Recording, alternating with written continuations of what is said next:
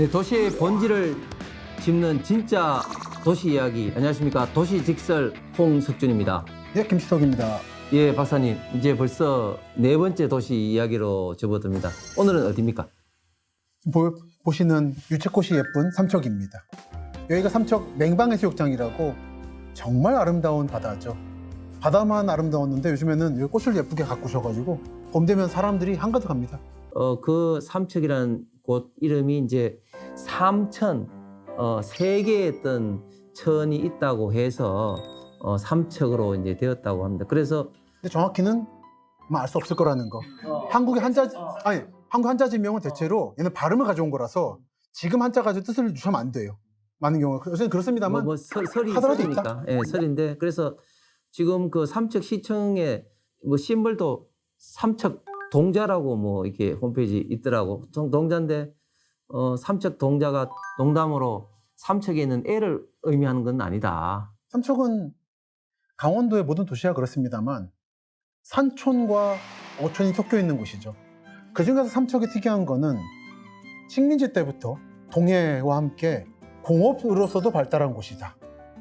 그래서 남한 지역에서 유일한 시멘트 공장이 이 근처에 있었던 거고, 이쪽에 석탄이 많다 보니까 그런 여기서 석탄 캐고 각종 산업물을 만들어서 일본으로 보내는 거점기지로서 개발이 됐었죠. 그렇습니다. 오늘 삼척편을 이야기할 때 삼척에 대해서 모르는 정말 재미있는 이야기를 우리 김시덕 박사와 한번 풀어보도록 하겠습니다.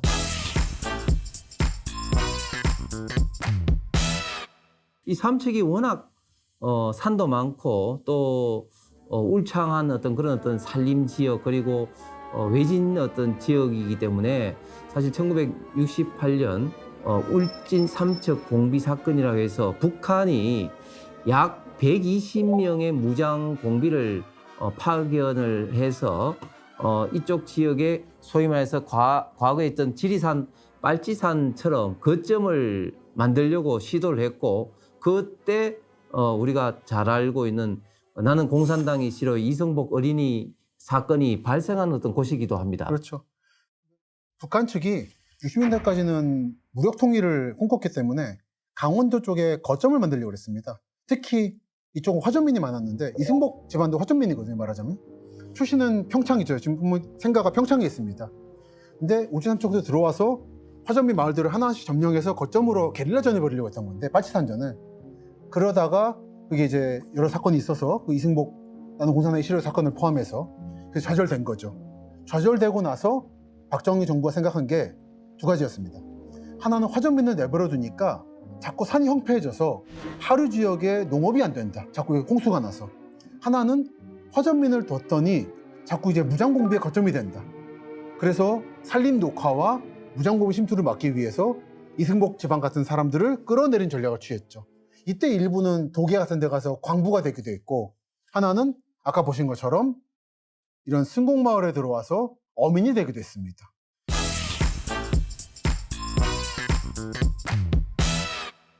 관동 8경 중에 하나입니다만은 죽서루가 있잖아요. 죽서루. 예, 사람 많더라고요. 예, 죽서루가 50천 앞에 절벽에 세워진 누각인데 여기가 워낙 그 과거 고려시대부터 해서 조선시대 때 유명하다 보니까 이곳에 가면은 소위 말해서 당시에 글 좀 쓴다는 사람들이 다 나름대로 현판을 쓴 게 무수히 있습니다. 송강정철 선생도 그렇고 또 허목 선생도 그렇고 또 그걸 죽서를 배경으로 해서 그림도 보면은 겸재정선 선생이라든지 수많은 또 우리 대한민국의 유명한 화가들이 있던 죽서리를 배경으로 한 그림도 있는 곳이죠, 그죠? 거기 뭐 워낙에 유명한 곳이라 제가 굳이 뭐 덧붙일 말은 없을 것 같습니다.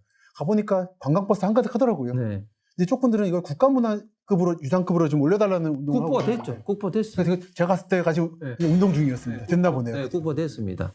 그래서 이게 보면은 이 누각이라는 게 우리 그 동양, 특히 우리 대한민국의 전통적인 그런 건축 자산인데, 이 누각이라는 게 어떻게 보면 좀 다락방 개념으로 사방이 확 트이게 볼 수 있는 곳입니다. 그래서 서울 같은 뭐 경해주도 있지만 우리 전국적으로 조금 보면은 밀양의 영남루라든지 이 관동 8경 중에 하나인 이 삼척의 이 죽서루라든지 이런 것들이 과거 어떻게 보면은 양반 문화의 어떤 가장 중요한 어떤 보고자 산실이다. 서원과 더불어 그렇게 말씀드릴 수가 있는데 바로 이 삼척의 이 죽서루가 있다는 것은 그만큼 당시의 어떤 삼척의 어떤 문화적인 수준 내지는 당시의 어떤 학문적 수준을 나타내고 있는 것이 아닌가 생각이 듭니다. 삼척은 특히 저보다 윗세대 분들에게는 공업항이라는 이미지가 강하다 보니까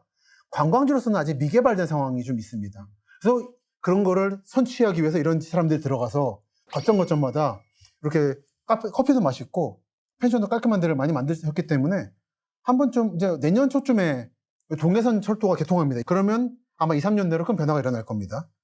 이게 이번에 답사가서 찍었던 삼척 쪽의 공사 현장입니다. 여기가 바닷가. 이게 옛날 일제 때 만들다가 중단된 동해 중부선 라인.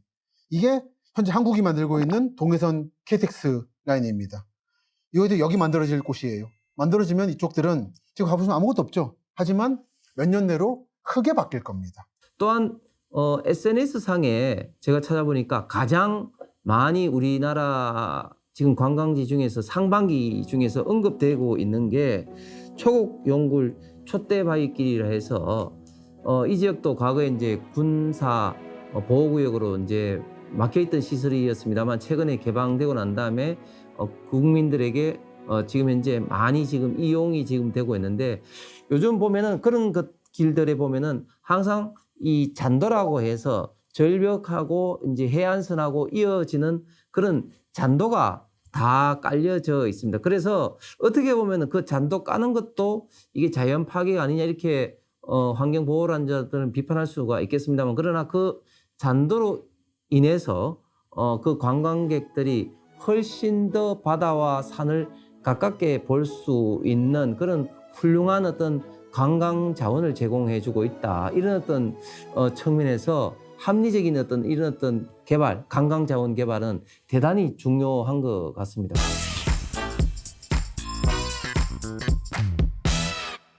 언제나 개발과 관광 사이에 갈등이 있죠. 이 대표적인 데가 있죠. 도계죠. 네. 도계 말씀 좀만 드리겠습니다. 도계 역시 태백과 마찬가지로 산광도시였는데 태백은 사실 광업이 끝난 거고 사실 도계는 흥전 등에서 캐고 있습니다. 근데 이제 곧 끝날 거고 그러다 보니까 태백과 마찬가지로 도계도 고민을 많이 하고 있어요. 그 뒤에 어떻게 갈 것이냐. 석공이라고 대한석탄공사 관련 공장시설이고 급수탑이 있습니다. 이 아래가 깜장마을이라고 석탄 싸우다 보니까 바람만 불면 석탄이 날려요. 그래서 마을이 까매진다고 해서 깜장마을인데 진폐증도 많이 걸리고 이런 것들도 요즘에는 삼척과 도계에서 어떻게든 이제 관광화를 시키려고 합니다. 그래서 예를 들어서 이런 거죠. 아래쪽 가시면은 LH 말고 나가서 기찻길역 벽화마을 이런 식으로 관광지화를 시키고 있는데 잘 안 되더라고요. 근데 제가 느낀 바로는 지금 광해공단이라고 석탄 합려 사업을 해가지고 광산촌이 광업이 끝나고 나면 옛날 흔적들을 없애버리고 일반 농촌마을로 되돌리는 사업을 합니다. 근데 이런 곳들은 그렇게 무조건 기계적으로 없애지 말고 한두 군데 정도는 옛날 탄광촌 마을로서 남겨둘 필요가 있는데 태백이나 이쪽은 이미 너무 손을 내버렸습니다. 되돌릴 수 없어요. 옛날 풍경 못 살립니다. 근데 볼 때는 삼척 도계가 지금 이 상태로 폐업시키고 그대로 잘 남기면은 나중에 군산이나 경북 영주 같은 역사 도시로서 기능할 수 있을 것 같아서 이제 문화자산, 관광자산이 자연 환경뿐만 아니라 이런 어떤 인류의 어떤 근대 문화 유산도 훌륭한 관광자산이 사실 될 수가 있는 것들을 우리가 많이 보게 되는데 이런 것도 뭐 전부는 어렵게 뭐 볼 수는 있겠지만 그러나 일부라도 남겨서 근대 어떤 문화, 근대 어떤 공업 문화 관광자산으로도 충분히 우리가 만들어 볼 수도 있다 이렇게 생각이 듭니다.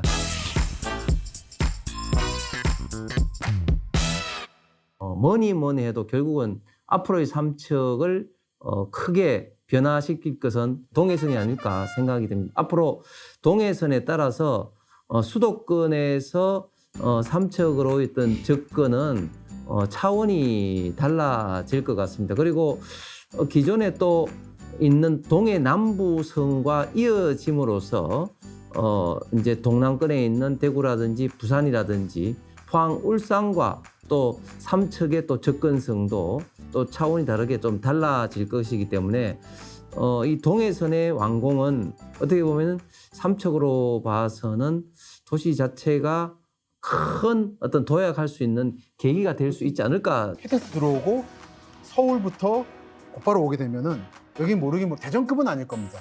아마 5성급까지는 갈 거예요.